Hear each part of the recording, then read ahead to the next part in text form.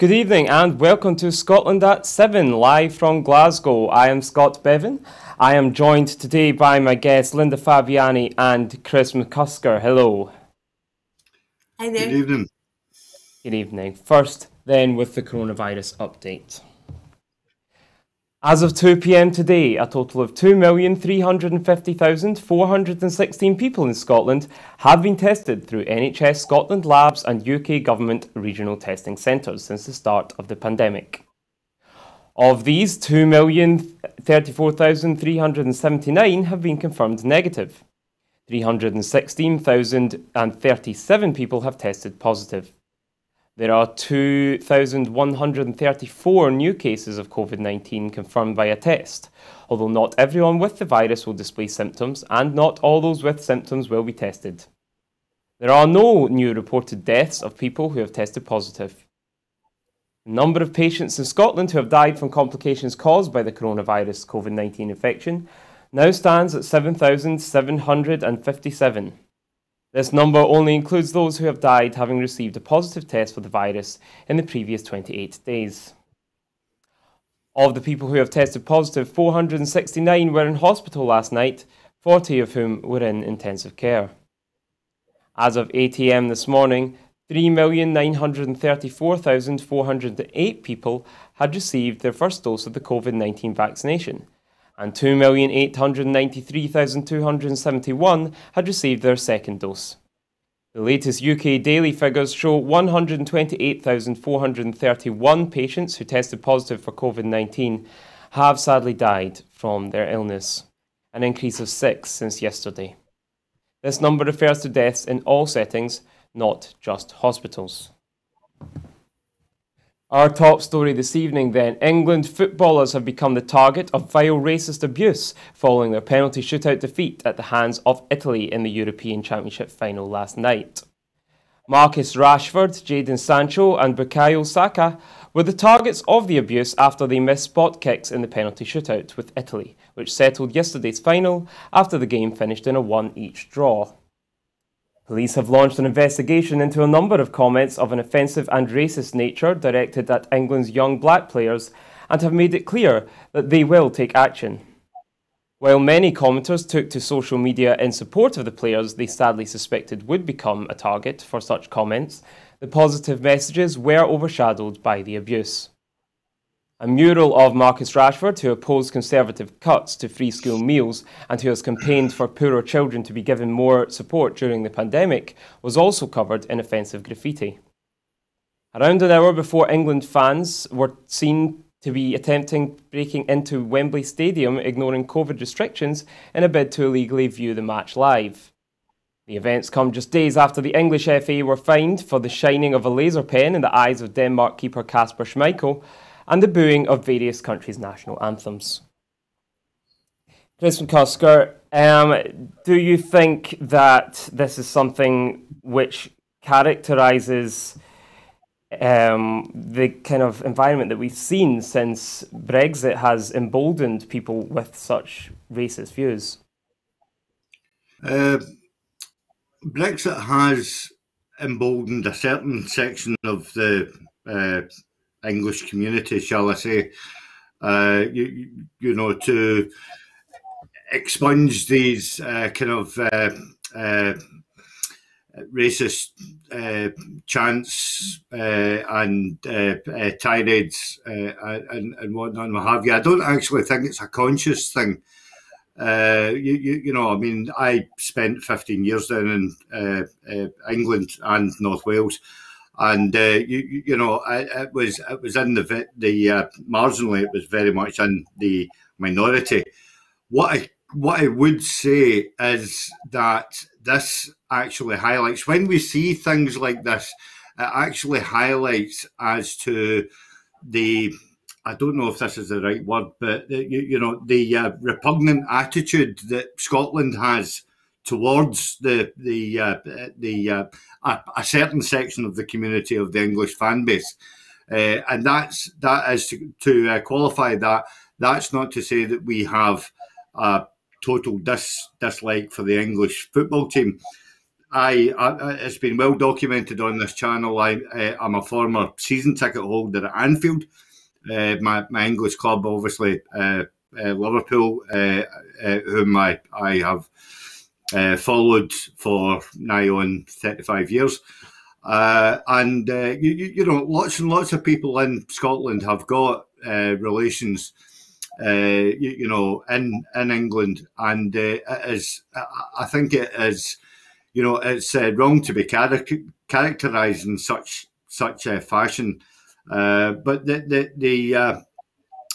main point that I would like to get across this evening is the fact that these young players who have been subjected to some really vile racist abuse, you know, simply don't deserve it, because they are champions in their own community, you know, and in their own right. One being Marcus Rashford being able to change the direction of government. You know, that's no mean feat for you know, professional football player.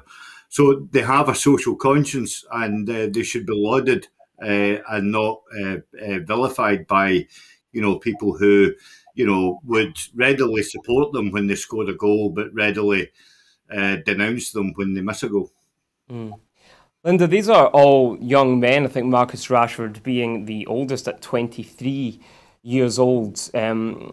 What do you think it says about certain sections of football fans that they feel compelled and entitled to attack young men who you know, play for their clubs or play for their country? I'm just absolutely disgusted by these racists. I hope they get the book thrown at them. You know, we're not immune to it up here either. You know, for a long time now, we've had various initiatives in Scottish football clubs, you know, that show racism, the red card, etc., and there's been issues. We're certainly not immune to it. What I would say is that the contrast between the England team management and indeed the players, the team itself, and these morons is stark, because I was just so impressed by the behaviour of the England football team, both at management level and at player level. I was upset when I saw they were getting booed for taking the knee. I was even more upset when prominent members of Boris Johnson's government refused to condemn the behaviour of these fans. And here we have them coming out today condemning racist behaviour. What I would say is they haven't done anything to stop it. They haven't done anything to discourage it. They've created a hostile environment. They're allowing these things to go unchecked in so many ways. I think it's all very, very unhealthy. And the idea of these absolutely delightful young men whose behaviour is exemplary, who have been doing the very best for their country in sporting terms, to be treated like this is just appalling. I absolutely believe that right across sport, and football seems to have a particular issue with intolerance and with racism. They've really got to clean up the act big style. And as I said earlier, I think the book should be thrown at anyone who is proved to have behaved in such a manner. I was quite pleased to hear that both Twitter and Facebook were on the case, if you like, and deleting stuff immediately. I know there's issues about the identification of people who do these things anonymously, but I hope an accommodation can be reached, that these folk can be rooted out and dealt with as they should be dealt with.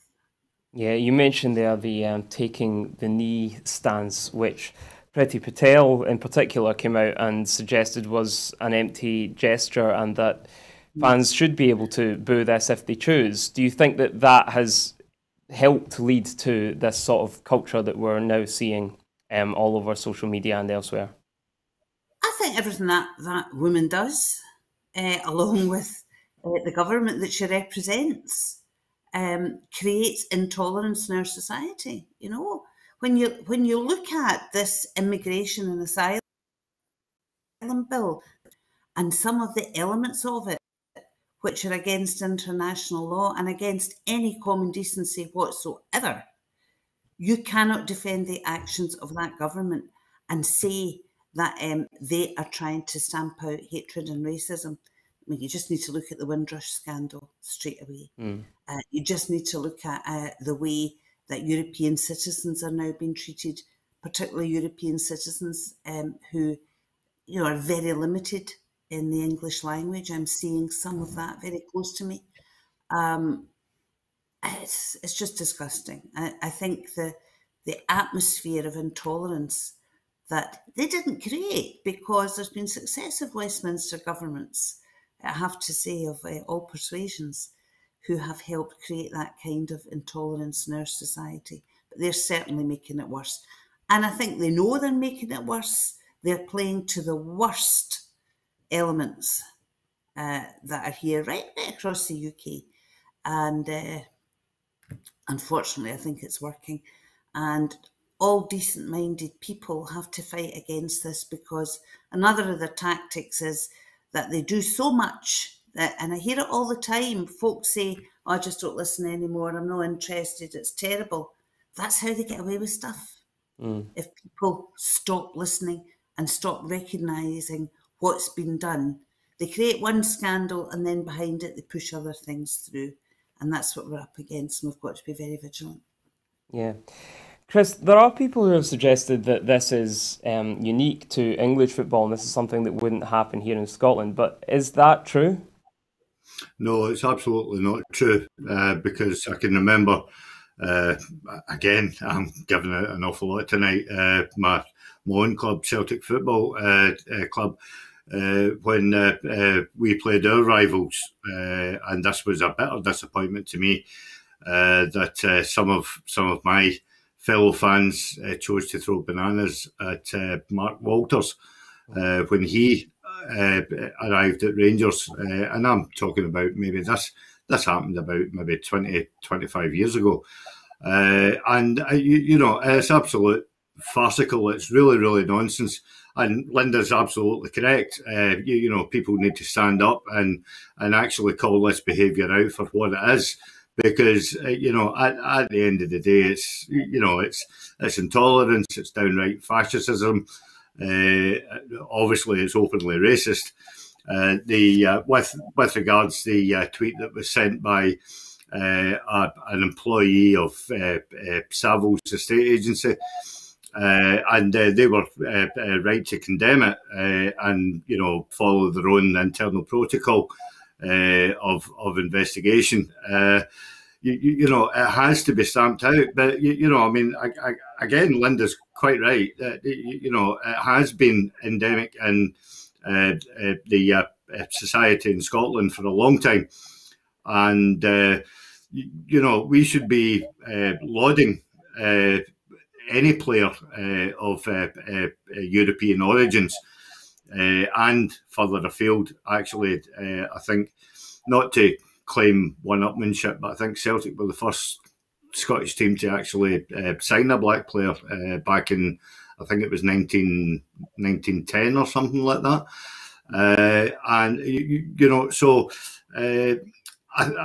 I think people have to, accept the fact that Scotland is a multicultural society. And we welcome diversity and inclusion. And, it simply will not be tolerated within, Scotland. The vast majority of Scottish people have no time for any racial activity whatsoever. It was shown, wonderfully when Jaden, what's her name? She's so insignificant, I forget her second name. Stood in the consistency of Nicola Sturgeon's, and she was. I don't even think she amassed about 50 votes, and even the right wing rhetoric that comes out of the parties such as the BNP and the English First and all those kind of elements don't actually cross the border because they don't enjoy that sort of like fan base that they seem to enjoy down in England.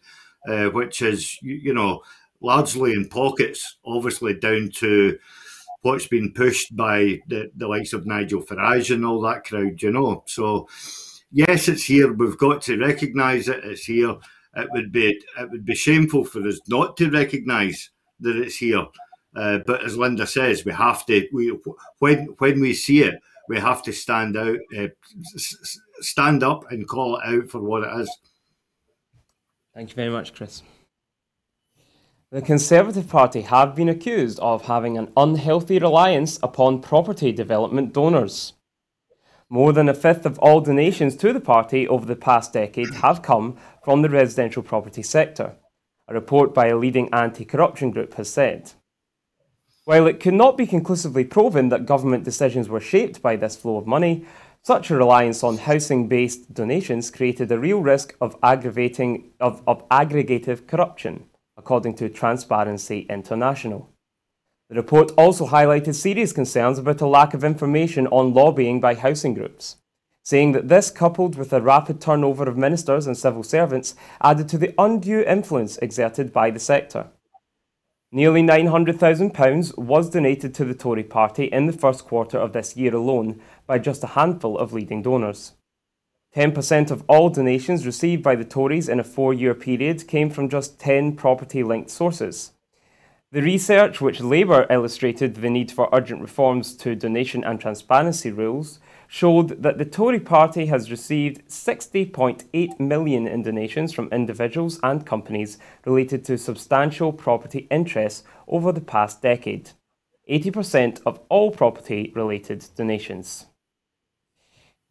Kristen, if I can just come to you, is corruption implicit in this, or is that taking it a little far? No, I think you're absolutely correct. The Tory agenda is to sidey up to corporate capitalism, and that is their raison d'être. And they rely heavily on. It was once said that you could guesstimate the country's economy by the amount of cranes, actually in any one city at any one given time, and that lays a lines to the amount of building projects that are going on. And when you look at the need for the country to get people back into offices, there are corporate companies behind these offices who rely heavily on rents, and they heavily rely on office capacity, for their profits to increase. So I would say that it pays into the corporate elites within the establishment. Have always been not really say well known, because an awful lot of people out with politics wouldn't be able to pinpoint it. But I think they've always been there, in the background, and comfortably knowing handshakes and knowing smiles towards the privileged classes. Yeah. Linda, what do property developers hope to gain by giving all this money to the Conservatives, and what needs to be done in order to tackle some of this? Well, Chris referred to alleged malpractice, and we're talking about it with property developers just now, residential property developers in particular. And it's for decades there has been discussion about donations, about undue influence, lobbying, etc. I remember a couple of decades ago it was about road builders, for example, when all the motorways were being built. So I think the key is transparency, because I don't know whether any of the allegations are actually true in terms of alleged corruption and such like that, because it's never came out and it never been proven. However, there's a much more insidious thing, which is influence. And sometimes the influence is, it's not always extant, it's not always very obvious. Sometimes it's not even carefully thought out, but it's about influence, people that are in the game, people that are part of the establishment. And I think that's an issue in a lot of ways. And what developers hope to get out of it, and this goes right across the board, it's not just with the current Tory government. What they hope to get out of it is that regulations, for example, building regulations, etc., planning regulations, are not such that, in their opinion, would hamper their business. That's why you have such reluctance, for example, for real involvement of the public in planning decisions. It's why you have such reluctance with the builders to truly look at good design of where people want to live, where people should be able to live in a really decent place. It's where you get all the talk about how much more expensive it would be to buy a house if proper green measures were put in place, like solar panels as a matter of course, like the kind of insulation, triple glazing, heating systems that you get, for example, in the Scandinavian countries. So to me, the major thing they get out of it is they manage to convince the decision makers that they have it right. They don't always have it right. There's been many studies to show differently. So on one hand, the Transparency International campaign can go on, and I'm backing that all the way. But on the other hand, governments generally and the civil service who are part of that have to recognise that what they are told by those who are led by self-interest in the first place is not always fact, and start getting a bit harder on the developers, not only about, and I would say this to councils in Scotland as well as the Scottish Government, not only with insisting that they carry out their obligations in terms of affordable housing and social rented housing, but that what we need for the climate change targets and everything else is properly carried through, and the excuses will not wash. Yeah, Linda, in your opinion, should any big businesses or big business people be allowed to donate such vast sums to political parties? That's a really difficult one because, the first answer that comes to any decent thinking person's mind is, of course not, right? But then you have to look behind that. Where do you draw the line? You would have to revamp the entire system about how political parties operate. You would get into the realms of discussing state funding of political parties in terms of elections, etc. So it becomes very, very difficult. There are rules in place about levels and about transparency that I think could be looked at, particularly the transparency ones, and consideration could be given. But if you get to the point where you say they're not allowed to donate or they're not allowed to donate, that's a very difficult question, and it requires more than just a off the top of the head response. Yeah, interesting. Thank you. It's really funny. Sorry, Scott, can I just interject there? Because it's really funny that Linda mentions, the roads network, because my father was a road surveyor for the old Strathclyde region. And he used to tell me about a chap called Ernest Marples, who was a Tory minister. He was in charge of the M1 motorway. But he also had construction interests in an awful lot of tarmac companies. It has been, excuse me, it has been endemic in the Tory party that if it's not a direct friend, it's a friend of a friend. Okay. Well, thank you very much. Moving on then, the wealth gap in the UK is shown to have widened yet further over the course of the pandemic. Rising house and asset prices, coupled with an increase in the cost of living post-Brexit, has resulted in the richest 10% gaining around £50,000 more between 2020 and 2021, while the lowest earners and increased numbers of unemployed continue to struggle.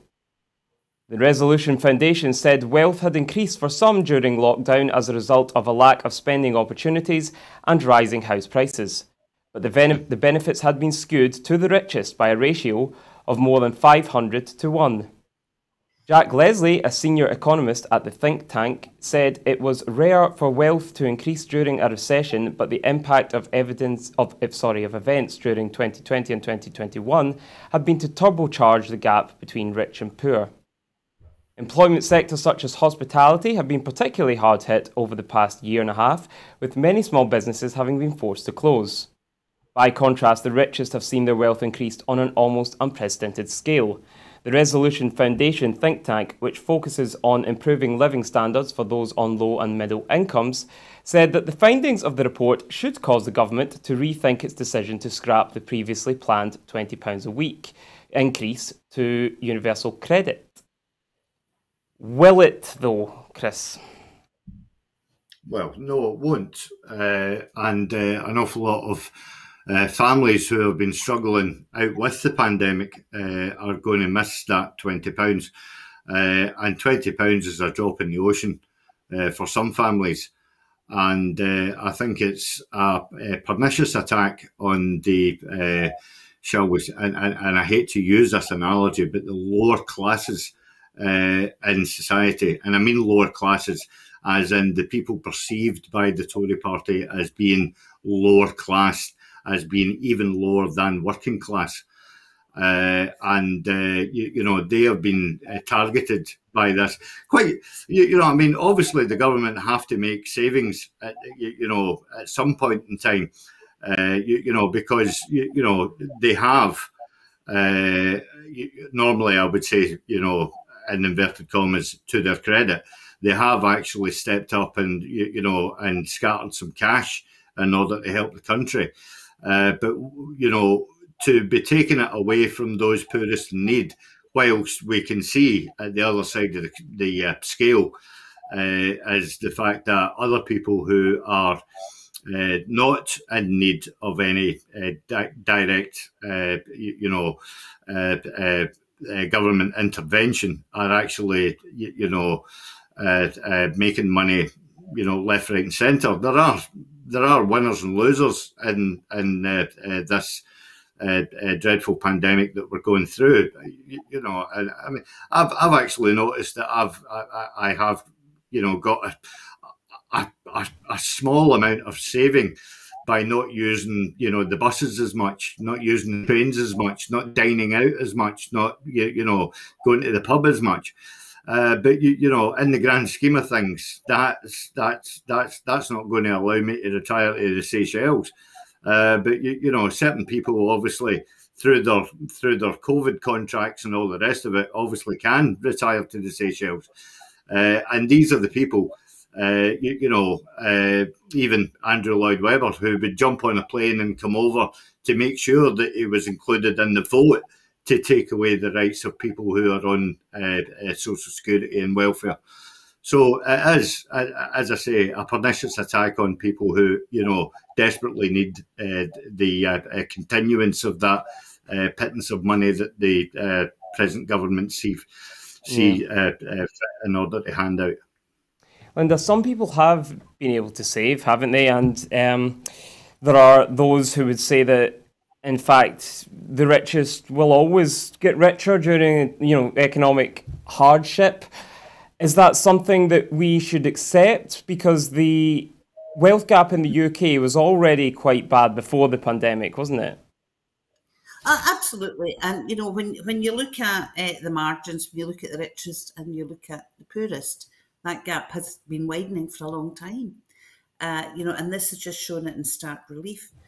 As many things have been thrown into stark relief, though, during this pandemic, and in between that poorest section of society and richest section, those of us who are right across the middle of that, there's been huge things thrown up there as well. I mean, for example, Chris referred to the difference between those who get full sick pay if they have to go off sick.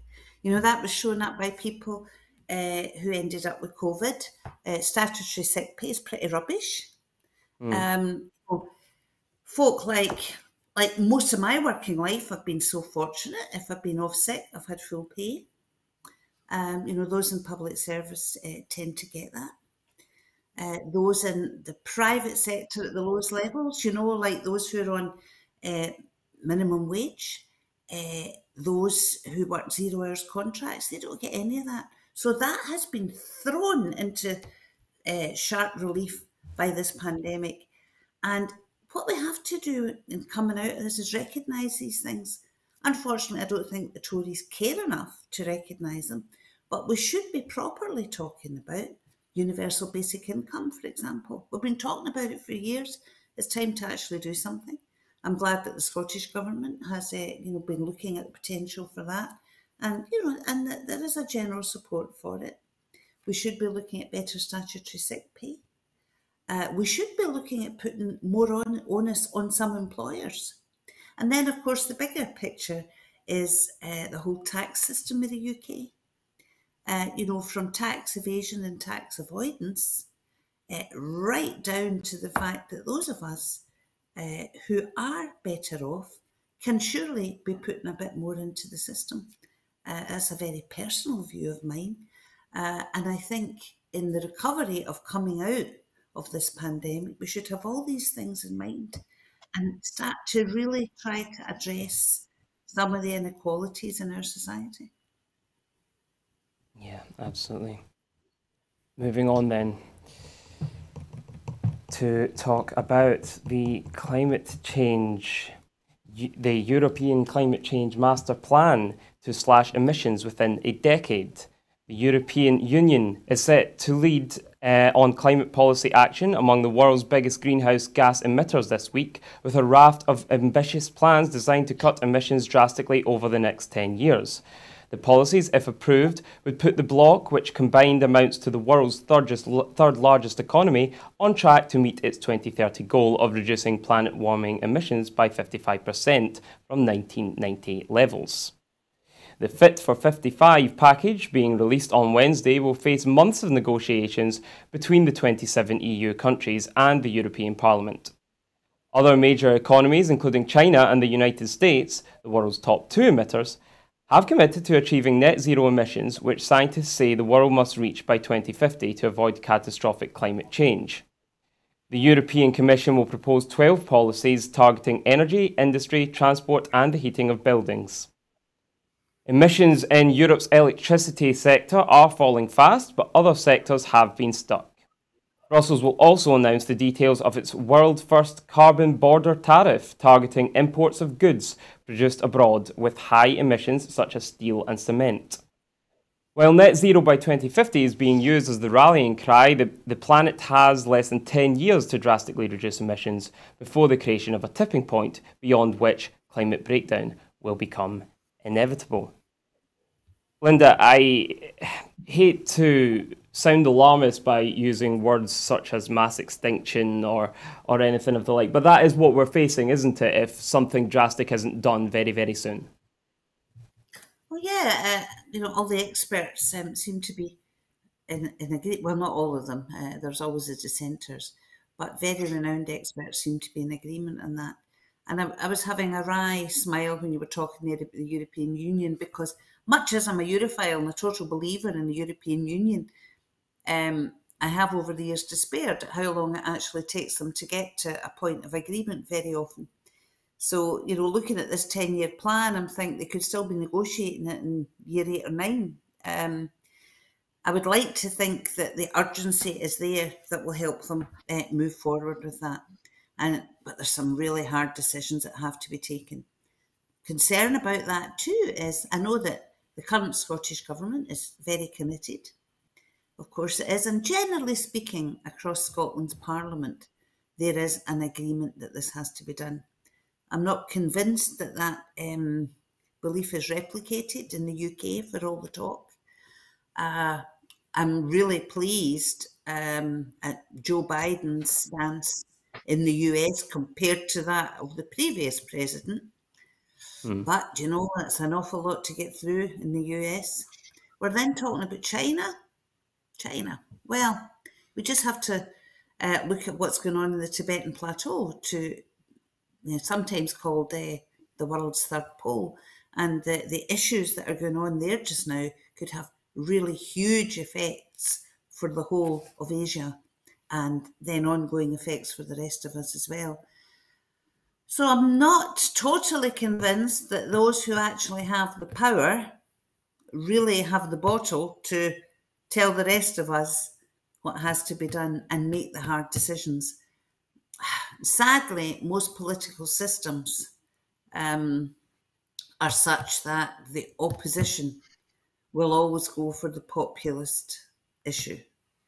And I would really love to see across Europe and the US, I'm not convinced that China would do the same, but, you know, with so many others, I would like to see all political parties, apart from some of the lunatic fringe, mainstream political parties, totally recognising that this is huge, as you say, Scott, and that they have to work together and not make political capital out of it. And regardless of who goes into power, they stick to these plans and they stick by the hard decisions that have to be taken. I believe that's the only way we'll get there. Yeah, Chris, Linda mentions there about all political parties working together, but every political party does have a different take on what needs to be done, don't they? There are parties who believe that the free market forces can in some way still be harnessed to help solve the climate crisis. Do you think that there's any validity to that whatsoever?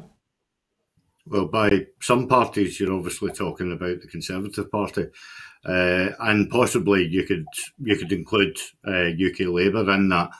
You know, it's something that always struck me as slightly bizarre.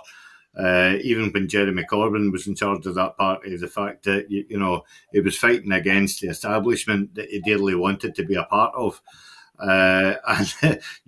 know, at the end of the day, the party in government does whatever appeases the establishment. You know, but with regards Scotland in this question, you know, I mean, we have, you know, and I stand corrected if Linda wants to interject and tell me differently, but I think, you know, Scotland has pretty much been in line with the European Union, you know, with regards the trying to realise the targets that are set out by the European community, and you know, and what the Scottish Government have done, you know, up till now, you know, has pretty much been exemplary. But you know, I mean, I for one, and I'm not speaking on behalf of anyone, but I'm, you know, speaking on my own here when I say that I think the Scottish Government need to be more practical in their use of words towards a just transition, and that just transition not only you know, is talking about jobs, but also talking about other ventures, you know, such as the need to have the likes of companies such as INEOS in Scotland, you know, with their weekly, if not daily, flaring, you know, from the chimneys. It's certainly not what Scotland wants nor desires. We've managed to get rid of Hunterston B. And you know, and moving away from the use of nuclear fuel, and Scotland needs to harness all the natural energy that you know is blessed in Scotland, and that will allow us to keep track and possibly actually maybe in certain sections maybe even surpass the European targets. Yeah. As with so many other issues, the climate crisis disproportionately affects the poorest in the country and in the planet. Is there a danger that also with rising fuel costs, etc., that even the supposed answer to the climate crisis is going to disproportionately affect poor people as well? Is that something that could possibly happen? Well, I mean, sorry. No. No, I was just going to say, I was going to agree with Chris about the just transition. I don't think that the Scottish Government and the Greens are getting over to the general public exactly what a just transition means and what it is. And my concern is that that's because it's not been totally worked out yet. But you're right, Chris is right. Things like jobs and everything have to be taken into account. There has to be a plan there. I know there's ongoing discussion. I know there's ongoing research. But we need to be able to explain it to people an awful lot better than we have done already. Yeah. To America now then. Charlottesville has removed the Confederate statue at the centre of the deadly 2017 protests. A statue of Confederate General Robert E. Lee was taken down in Charlottesville, Virginia on Saturday, nearly 4 years after white supremacist protests over plans to remove it led to clashes in which a woman was run down by a car and killed. Shortly after the removal of the Lee statue, a statue of Confederate General Thomas Stonewall Jackson was also removed from its base in another city park. Onlookers who had gathered hours earlier cheered as the statues were loaded onto trucks and driven away. Statues honouring leaders of the pro-slavery Confederate side of the American Civil War have become a focus of protests against racism in recent years. The college town's planned removal of the Lee statue in 2017 prompted a rally by white supremacists that turned deadly when a car driven into a crowd by a self-described neo-Nazi killed a counter-protester, 32-year-old Heather Heyer. Chris, could you tell us perhaps why it is that in the years following the American Civil War, statues like this were permitted really to be put up? Well, it's not just the American Civil War. There were statues put up to Queen Victoria and and various people from the British Empire. And there's statues put up, for people like Karl Marx and thing. I took a lovely holiday in Prague, and there are no statues and stuff like that in the sort of like parks and whatnot, what have you. And this is also done in Gdansk as well. There's a Museum of Solidarity. It's all about communism and all the rest of it. But if you want to go and see these statues, they're actually been taken out of the parks and put into museums. So if you've got a general interest in, Karl Marx or Robert D. Lee, then by all means pay your couple of dollars or your couple of euros, whatever, zloty, and you can go and view these statues, and you can go and read the inscriptions that were put upon them in a safe environment. Because I think statues are highly emotive. They appease a certain section of the community, and they enrage another section of community, and I think this is a wonderful way. And actually, it's not hiding them away. They are there for public view. You just pay your money if you want to see them, and if you don't want to see them, then don't pay your money. Yeah. Linda, the debate has sort of raged on over the past year around statues and street names related to people who were guilty of slavery and race crimes. What do you think should be done about them? Do you think that they should take the statues down, or that there's any value in leaving them up? Well, societies move on. People's ethics and what they learn changes things. And I think if a society moves on, it's perfectly valid to change names. It's perfectly valid to take down statues. I don't like the idea of obliterating history, because we need to know it. So what Chris was talking about museums and things, that's fine. I think there's an absolute place for that. But, I think back to Glasgow, when Glasgow City Council created Nelson Mandela Place, they changed the name, Do you know, I was trying to remember what it used to be called, and I can't remember. So there you go. That in itself says that these things are fine. You move on. So I just think it's quite straightforward. Things change. We move on. We learn more. We get different mores. And our children growing up teach our generations. Or should I say, Scott, you're still growing up. You teach Chris and I's generations how things can be better. And I think that's perfectly valid, and I think it's very healthy. A society's got to learn all the time. So I'm relaxed about it. Don't forget the history, but recognise that we move on and things change through learning. More COP26 news now. Scotland's bishops have welcomed the prospect of meeting Pope Francis at COP26. Scotland's Catholic bishops have welcomed the prospect of a meeting with Pope Francis when he attends the COP26 conference in Glasgow in November. A spokesperson for the Bishops' Conference of Scotland said that Scotland's bishops have expressed their prayerful support for Pope Francis as he recovers from his recent surgery. They have written to the head of the Catholic Church to assure him of a warm welcome should he attend the conference, and are delighted to hear that he does hope to attend and would be glad to meet with them in Glasgow. The spokesperson went on to say that the Pope will be in Scotland for a very short time, most of which will be spent participating in the COP26 conference itself. While many pastoral, ecumenical and interfaith gatherings would be desirable while he is here, time constraints sadly mean that such a full programme will not be possible. Pope Francis has spoken out about the need for unilateral global action on climate change on numerous occasions since ascending to the papacy back in 2013. Do you think that this is the kind of thing that can make a difference to people just in their everyday lives if they are somebody who is a person of faith? Do you think the fact that the Pope speaks out on climate change makes them sit up and take notice a little bit more than perhaps they otherwise would have done, Chris? He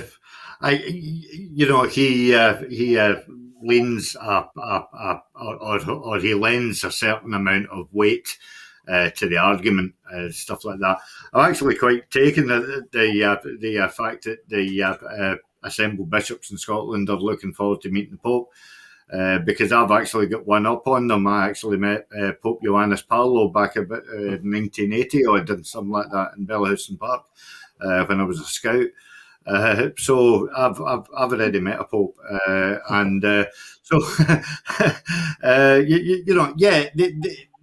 They can influence the debate. I don't know how much I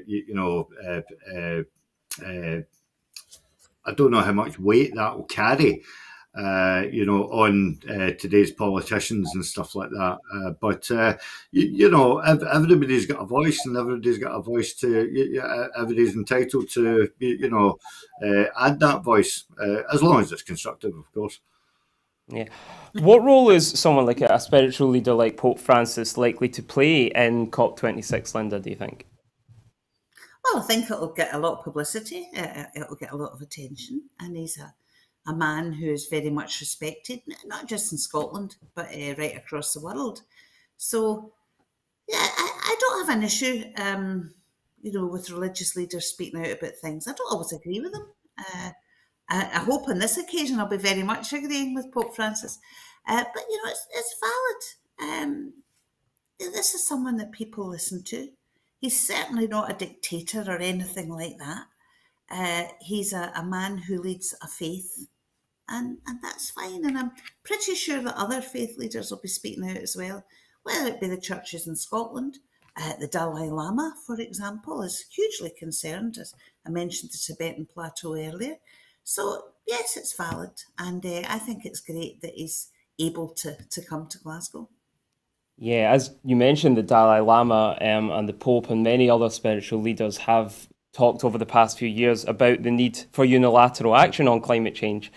Do you think that that's realistic, or do you think that there's just too many divisions for that to really work? Well, this is a vision that no matter how they get to the point, is a vision which is saving the world. So, yeah, I think there's a general unanimity among the spiritual leaders about what has to be done, from what I've seen. And my knowledge is not extensive So I would say I generally support that. Thank you very much. Mesh removal surgery has been opened up beyond Scotland. Patients will be able to visit private surgeons outside of Scotland to perform mesh removal. Contracts have been awarded to Spire Healthcare in Bristol and the Mercy Hospital in Missouri, America, where Dr. Dionysius Veronikidis performs surgery. NHS National Service Scotland invited tenders from appropriately qualified surgeons to carry out mesh removal where patients wish it to take place outside of the NHS. Surgery and travel costs to either clinic will also be covered. The contracts are expected to start later this summer, and this will complement the complex pelvic mesh removal service already established in NHS Scotland. And alongside the option of referral to NHS England centres is intended to allow everyone affected to get the treatment and care that they need. Last month, the Scottish Government announced the cost of private surgery to remove transvaginal mesh will be reimbursed under a proposed new law. The Transvaginal Mesh Removal Cost Reimbursement Scotland Bill will establish a scheme which will reimburse those who have paid privately to undergo mesh removal surgery. Linda, why do you think that people would want to go outside of Scotland in order to get this done? Well, first of all, can I say I'm really welcoming this because it seems like it's been a very long time coming, although I know that behind the scenes they're working about this. And the reason people would do that is the severe pain that they have been in since they had mesh put into their bodies. And the recognition that there are only a few established experts in doing the mesh removal. And that's been recognised across the board. And at last, action's been taken on it.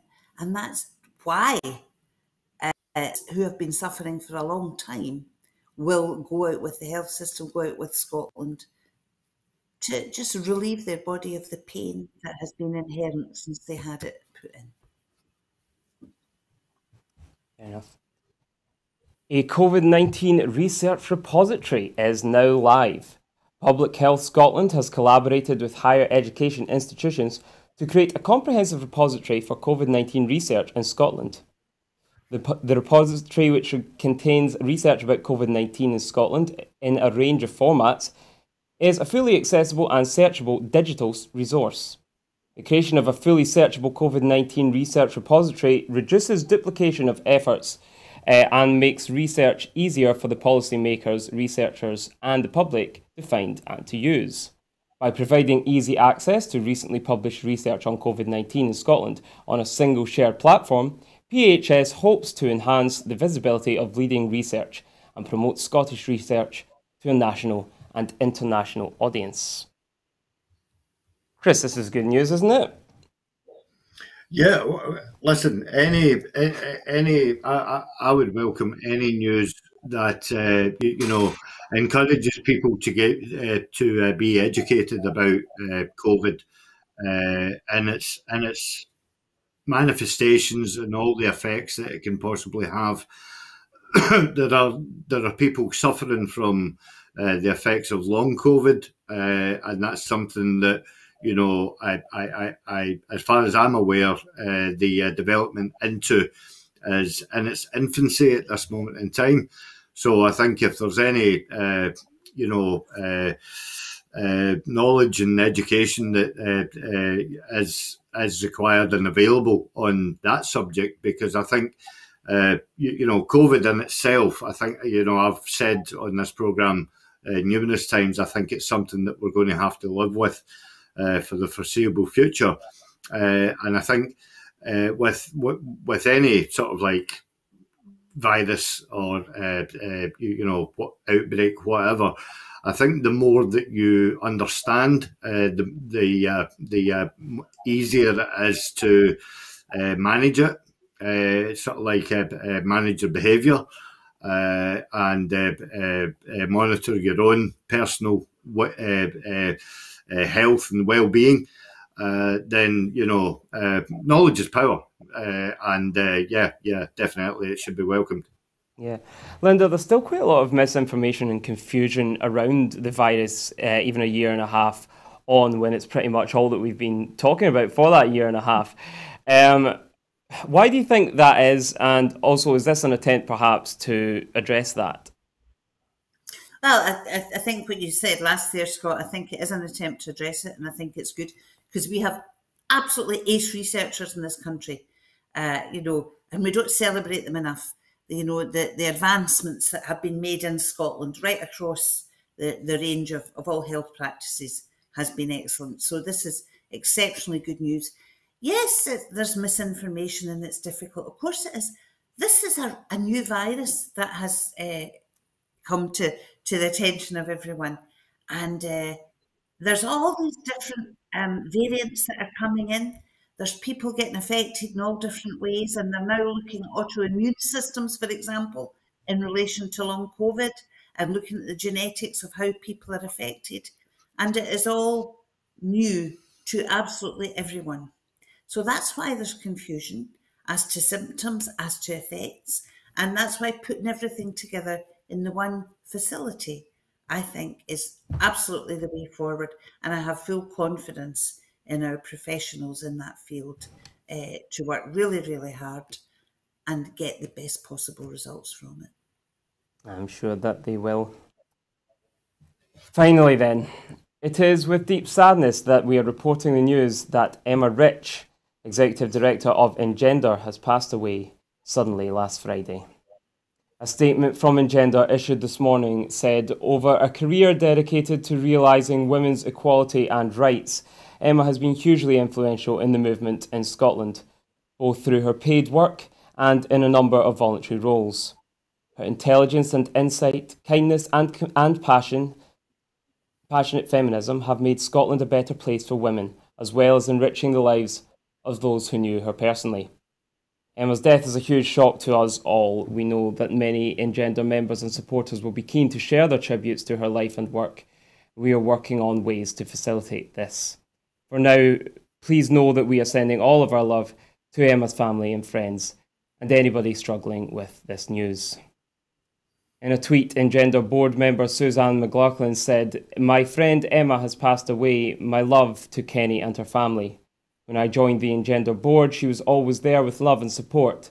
She is irreplaceable both as a friend and as a Scottish feminist of such wisdom and warmth. Women's rights have lost a fierce champion." Very sad news, isn't it, Linda? Yeah, I wasn't privileged enough to know Emma personally, but I know the good work that she did, and yes, a huge loss. Yeah, I'm sure Chris, you'd echo those sentiments too, yeah. Oh, almost wholeheartedly. Again, I didn't know her personally, but I knew of her work, and from what I read, she was a fierce activist who stood up for the rights of not just women in Scotland, but if there was anything that was brought to her attention, she wasn't shy in coming forward, and that as part of her legacy, and it will hopefully empower women to not be shy in coming forward and speaking out about injustice. Yeah. Well, that concludes our show for this evening. Thank you very much for joining us. We can only do what we do here at Broadcasting Scotland, thanks to your generous contributions and to you signing up to become members and helping us out. So if you can at all in any way, please subscribe or donate a little to our crowdfunders in order to help us to do the work that we do here. Thank you very much and good evening. Good night. Good night.